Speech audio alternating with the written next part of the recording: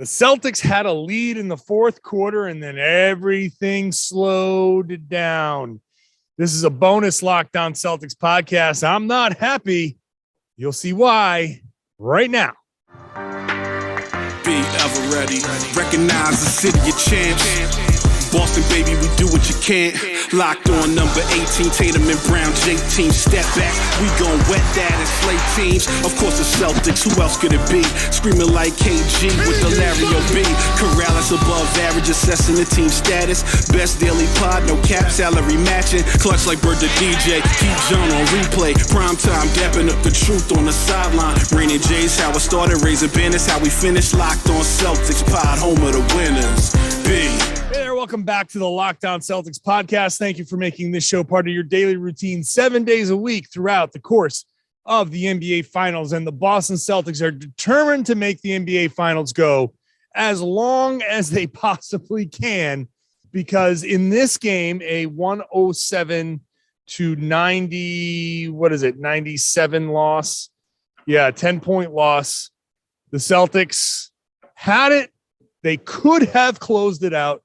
They had an opportunity to take a 3-1 lead, and instead it is a 2-2 series, all knotted up. Now it's a best of 3. Home court goes back to the Golden State Warriors, and this is not a comfortable feeling.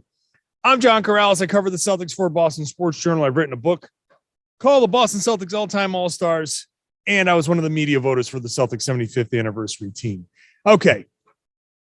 This is a bonus Saturday podcast, so I can throw kind of the format out the window. I don't feel like I need to go for very long here because I don't want to talk about the early stuff necessarily. There's going to be plenty of time to talk about all that stuff. I'll do another podcast once I get to San Francisco. I do have to go back to San Francisco for Game 5. I might have to go back for a Game 7, which I will be very upset about. Please, guys, don't make me go back for a Game 7. Win this in 6. I thought it would have been a nice way to do that here. Win this here in Game 4. Yeah, okay. You lose Game 5 in Golden State and then come back here, win it in 6. Now you got to go win. You got to win one more game in Golden State. Either way, you have to win one more game in San Francisco. The Celtics have proven they could do that. But this game, it boils down to simple late game execution. And execution that the Celtics all too often have had problems with. When they win these games, they kind of can manage that late game stuff. They can run a normal offense. When they lose these games, all too often, it is about them stagnating, standing around. They said it. They all admitted it. After the game, they all said, yeah, we were standing around. We were watching the guy with the ball. We weren't moving. We weren't cutting. We weren't setting screens. All of that stuff. And that's at the heart of this loss. That's at the heart of what happened to the Celtics here. 5 minutes to play. It was 94-90 Boston. They were outscored by 15 over the last less than 5 minutes. 94-90. They were outscored 17-3 for the 107-97 loss. And I know that, and I've talked about this. I talked about it on yesterday's podcast with Tom Westerholm. This once again comes to Boston Celtics correctables. And I know I will acknowledge Steph Curry had an awesome, amazing 43-point night. He hit from everywhere. I am not going to take away from what Steph Curry did. He was awesome, amazing, just a phenomenal game from Steph Curry. Phenomenal. Andrew Wiggins was really, really important to them. Jordan Poole had his, kind of came to life and had a decent shooting night. Poole ended up with 14 points. They got 18 points from Klay Thompson, who didn't shoot well, but you get 18 points from him, and you still got to pile up the points. But Wiggins, I thought was the real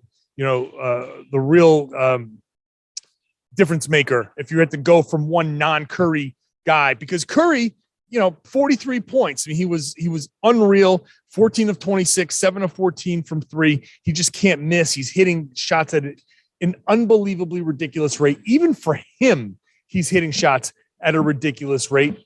But the Celtics actually could have been in a spot. They were in a spot to withstand this. And this didn't go, like I said, so I'm not going to sit here and take some sort of victory lap about how the Celtics defended him or anything like that. When I say this coming up, they could have withstood the 43 points from Curry. Curry went out there and closed the door late in the game. Klay Thompson hits a three. Then Curry comes in and hits a three. And it becomes a 3-point game becomes a 3-point game. And the Celtics had opportunity after opportunity after opportunity to go out there to tie the game. They missed 4 3-pointers, down 3. They missed 4 3-pointers. Marcus Smart missed 2. Horford missed 1. Tatum missed 1. Jaylen Brown didn't get any until later on, which is a problem. But the Celtics missed chances over and over and over again. Like, there were 2 minutes of scoreless basketball where neither team scored. And then Curry came down and put them away. So the storyline out of this game becomes, wow, Curry, 43, puts the Celtics away. And yeah, he did. But there was a stretch there, 2 minutes of scoreless basketball, where if the Celtics had just run some cohesive offense, maybe this would have, the storyline could have been, wow, Curry was awesome. Wiggins had a great game, and they wasted it because the Celtics closed them out down the stretch. That opportunity was there. That's where I'm really, if I'm sitting here upset about this game, that from a Celtics perspective is where you get upset about this game. Stagnant ISO offense, especially in that 2-minute stretch. And there was one stretch there. So Jaylen had the good night. Jaylen was the guy on the Celtics who had the generally kind of good game here. 9 of 19, 21 points, 6 rebounds, a couple of assists. I know Tatum had 23, but Tatum shot 35%. Weirdly, 35%, but 4 of 8 from 3. But he was just missing layups all over the place. Tatum was not like, if you're going to play hero ball down the stretch, at least get it to the guy who you feel like you got 2 pillars. And I know Tatum has separated himself a little bit. He's the first team All-NBA guy. So he separated himself in terms of, you know, who your number 1 and who your number 2 is. But if your number 1 doesn't have it and doesn't seem to be able to finish at the rim at all, your number 2 kind of has it. Let's run it through him and run some stuff. And okay, so Marcus Smart takes 2 3-pointers. He had 1 3-pointer in the corner, which I was fine with. He had it was a Jaylen Brown drive into the teeth of the defense. Everybody sucks in, boom, kick it out to the corner for 3. Marcus Smart in the corner. I'm fine with Marcus Smart in the corner taking that shot. It was a decent shot, good look, open, fine with that. Next possession, I think it was, the ball swings over to Tatum. Tatum takes a drives, gets into like sort of into the paint, kicks it out to Marcus Smart, 8 seconds on the shot clock. Situation is Smart has it. Draymond Green is coming up. Jaylen Brown in the corner with Klay Thompson there. And everyone else is on the right side of the floor. So you got an unbalanced floor. You got Smart, good ball handler, Draymond Green, who sucked again in this. He did get a bunch of offensive rebounds, but Draymond's coming out. Up fake him. Give him a fake. Drive by him. You can do that. Marcus Smart can get by Draymond Green right now. 8 seconds on the shot clock. Plenty of time on the clock to drive and kick and even drive again if Jaylen wanted to. But with that situation, especially after Jaylen had a drive and kick out to Smart. Smart should know the drive and kick is there. Draymond's coming up, drive left. Now you drive left. Why left? Because you got an unbalanced floor on the right-hand side. All your help defense is over there. You got one help defender over there, Klay Thompson. You should know this, Marcus Smart. Drive left. Get past Draymond Green. You're either going to force help to come over from Klay, or you're going to get a pretty good look at either a layup or a foul or something to get the team scoring. And if Klay steps up, boom, there's Jaylen. He's the guy that's had a good game. Draw that defender, kick it out to this guy who in the last possession kicked it out to you. Return the favor. That stuff, the ISO stuff, the stagnant stuff, that bugs me to no end, because first of all, they all know it. Second of all, they've all done it earlier in the game. They did it. The evidence is there. The evidence is there to run the offense, run it quickly, make your quick decisions. Tatum said it, got to make quicker decisions. Be more decisive. I don't know what else to say with these guys. But when they're at their worst, which is the last 4 minutes of this game, they play like they play like they did back in November, December. That last 4 minutes of this game was very reminiscent of that late game. All of a sudden it's stagnant. All of a sudden you're just standing around. Go out there and take the game. And this is where like Warriors fans, the Warrior side, and I said this yesterday, I'll repeat it because it applies here. The Warriors fans, the Warrior side might say, well, you're not giving the Warriors any credit for this. And no, I'm not giving. They didn't force Jayson Tatum to stand there. They didn't force Smart to take that shot or the offense to stand. That if the Celtics were running their offense and they were just getting stopped, then yeah, you say, hey, good, congratulations, Golden State, you did it. But the correctables from the Celtics side are all happening before the Warriors make a play, before there's a stop, before the Warriors go out and get into transition. Once they get the stop, the Warriors, yeah, all the credit in the world for how they ran their offense, because Curry was just getting anywhere he wanted. And it was unlike the stuff that, you play the drop coverage, you chase over the top, and you say, hey, Curry, you going to beat us? You can beat us. No, this was more Curry just getting out there in transition, getting wherever he wanted on the floor, doing whatever he wanted on the floor, and burying the Celtics. But the Celtics, it's just a cascading effect. If you're running your offense and it's stagnant and you're not passing, that means Golden State can kind of just stand there and just guard. Okay, I'm playing defense now. I'm just standing here. I'm playing defense. I don't have to move my feet. I can rest.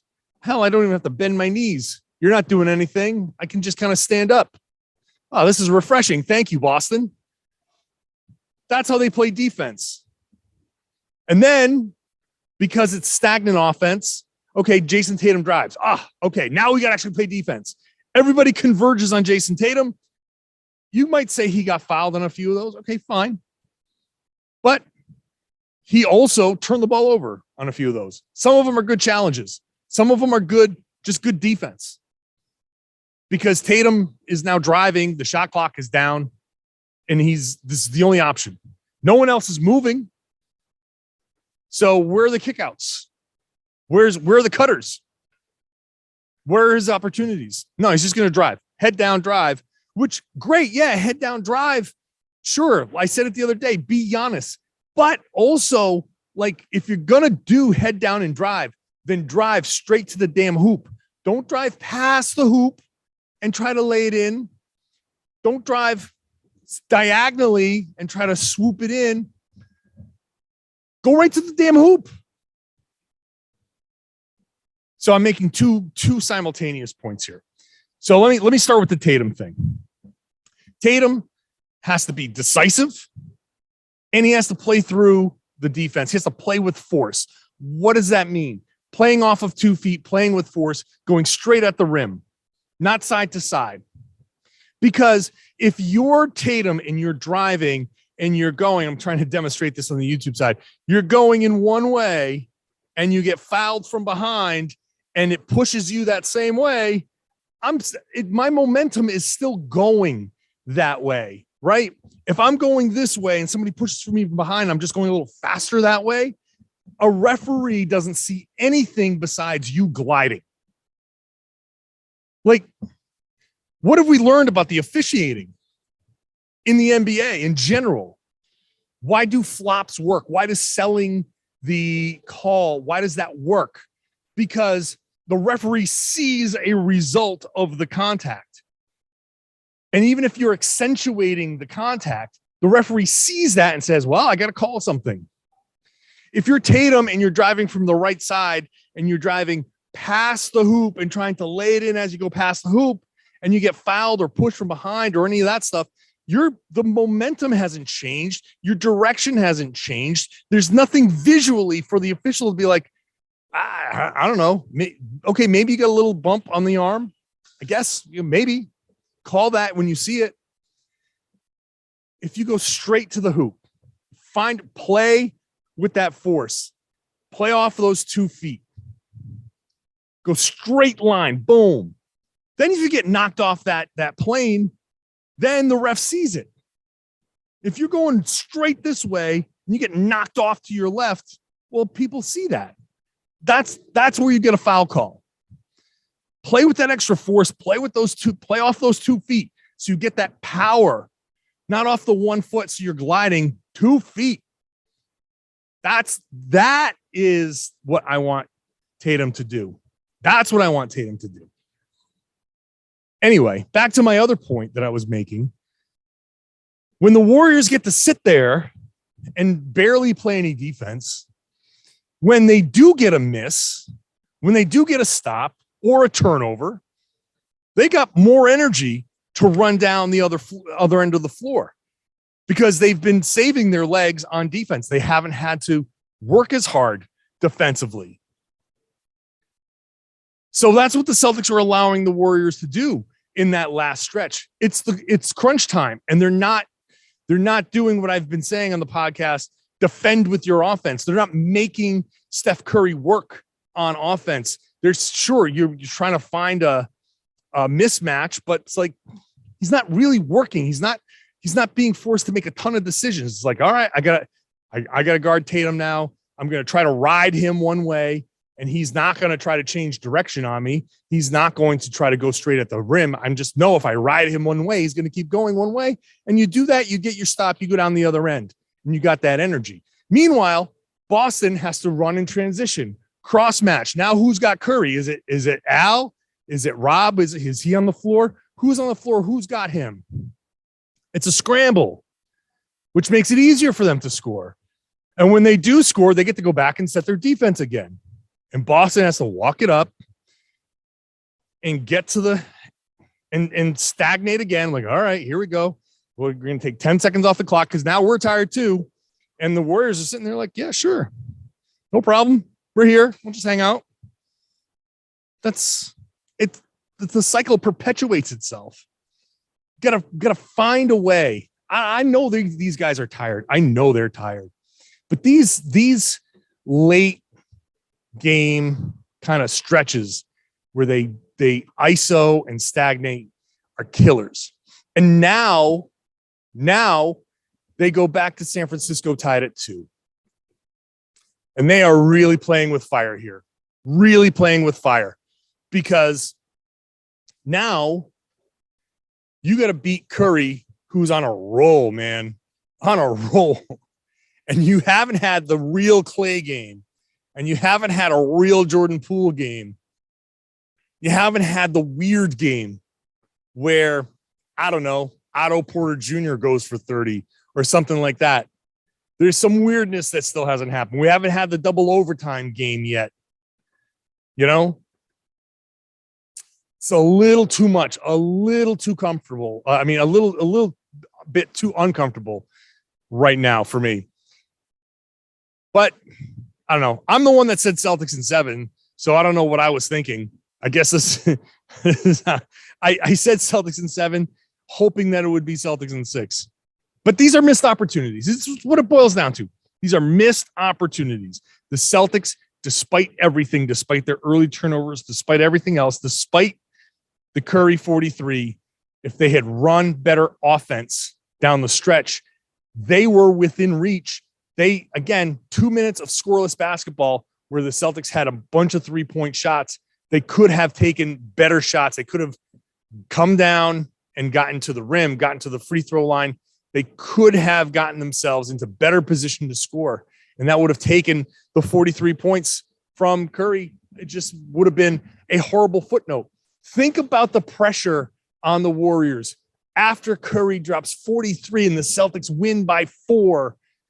And they go, wow, they couldn't do it. Curry's trying everything and they couldn't do it. The Celtics were patient down the stretch and they closed the door. They executed, hit a few buckets, got a couple of stops. Because, hey, look, if you get a couple of these buckets, if you run good offense, you get a bucket and you come back and you play a set defense, that half-court defense has been pretty good. It's not the same scenario that we saw at the end where it's in transition and they're going out and Curry's going crazy. You score a bucket or two, and that changes the whole dynamic of the game. You set your defense. Maybe you get another stop. You go down, you score. Again, you go from down 3 to up 1. Changes everything. Changes the pressure. Changes who decides to take a shot. Changes how hard somebody goes for an offensive rebound. Maybe that becomes a foul. You never know. We can play this little game over and over and over again, but the Celtics never put themselves in that position. And as many plays as the Warriors made, as much as the Warriors did good things, the Celtics hurt themselves and killed themselves by running poor offense. We didn't get to see whether the Warriors would have gotten good defensive stops if the Celtics ran their good offense. They took themselves out of it, and they put themselves in a bad position on the other end. That's the story of Game 4. That's the story of Game 4. Kind of wild. It's some of the same old problems that continue, and they know it, and they know it, and they know it. They keep saying it afterwards. They know what they do wrong. They all said they know what they did wrong. And even Jayson Tatum was like, we're not doing this shit on purpose, which I believe you. I believe you when you say that. Also, it's hard to believe you when you say that because some of that looks pretty purposeful out there. It's tough. I mean, easy for me to say, right? I'm sitting up here. I'm not on that court. These guys are tired. I know it's tough. But it's the NBA Finals. One team out there looked fresh. The other team looked tired. And, you know, Boston's the one that's going to San Francisco feeling like, oh, God, we blew something here. We blew it. Warriors go back feeling like, we got home court back. We're good. So we'll see how Game 5 goes, which is on Monday. So Saturday's the travel day. All of us are traveling out to San Francisco. I will be there. I will fire up the podcast for a Saturday night into Sunday morning podcast. And then Sunday night, we'll have another podcast previewing Game 5 on Monday. And then Monday's podcast will be from the Chase Center, hopefully after a Celtics win, because the team that wins Game 5 in these scenarios wins the series more than 70% of the time. So got to like those odds. I know the Celtics just won a series against Milwaukee the other way around, but hey, still want the odds in your favor. So subscribe. All those podcasts are coming 7 days a week. We're doing this through the end. So 7 days a week, subscribe to the podcast. Watch a show on YouTube. This show is free, available everywhere podcasts exist. It's free. It's on YouTube as well. Watch a show there. Subscribe there. Comment there. Like the video there. And if you are a subscriber already there, share the podcast. Tell your friends. Tell everybody they should be listening to and watching the Locked On Celtics podcast right here on the Locked On Podcast Network.